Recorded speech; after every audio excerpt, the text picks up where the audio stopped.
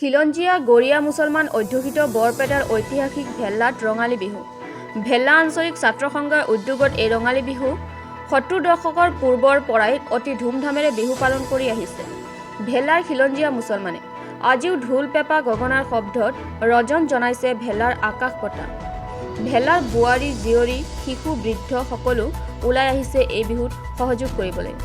এই বিহুতে ভেল্লা উচ্চতৰ মাধ্যমিক বিদ্যালয়ৰ অৱসৰপ্ৰাপ্ত অধ্যক্ষ প্ৰয়াত আনচাৰী আলী আহমেদৰ স্মৃতিত ডক্টৰ নিবাৰণ শৰ্মাক ভেল্লা বঁটা প্ৰদান কৰা হয়।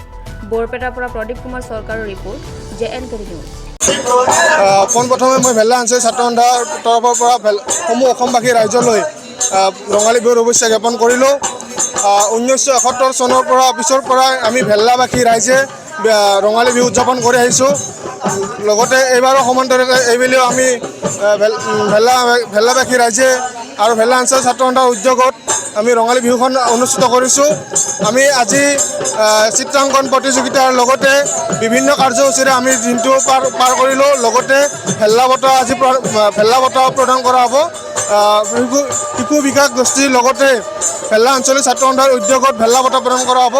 আমাৰ বাউসী অঞ্চলৰ বাসিন্দা ডক্টৰ নিবাৰণ শৰ্মা ডাঙৰীয়া, তেওঁক আজি ভেল্লা উচ্চতৰ মাধ্যমিক বিদ্যালয়ৰ প্ৰাক্তন অধ্যক্ষ আনচাৰী আহমেদ ডাঙৰীয়া স্মৃতিত ভেল্লা বঁটা প্ৰদান কৰা হ'ব। আজি আমাৰ চাৰিটা বিহু দলৰ লগতে জেং বিহু, লগতে বিভিন্ন কলা কুশলীৰ দ্বাৰা আমাৰ আমাৰ অঞ্চলৰ কলা কুশলীৰ লগতে আৰু আমাৰ ৰাজ্যৰ বিভিন্ন জিলাৰ পৰা অহা গায়কৰ দ্বাৰা আমাৰ বিহুখন আজি অনুষ্ঠিত কৰা হৈছে। ভেল্লাবাসী আমি একচুৱেলি ভেল্লা অঞ্চল ৰাইজটো একেবাৰে গৰীয়া অঞ্চল, একদম আমি গৰীয়া অঞ্চল। যিহেতু আমি প্ৰত্যেক বছৰে আমি ভেল্লাবাসী ৰাইজৰ উদ্যোগত ভেল্লা আঞ্চলিক ছাত্ৰ সন্থা আমি প্ৰত্যেক বছৰে এই বিহু আমি উদযাপন কৰোঁ।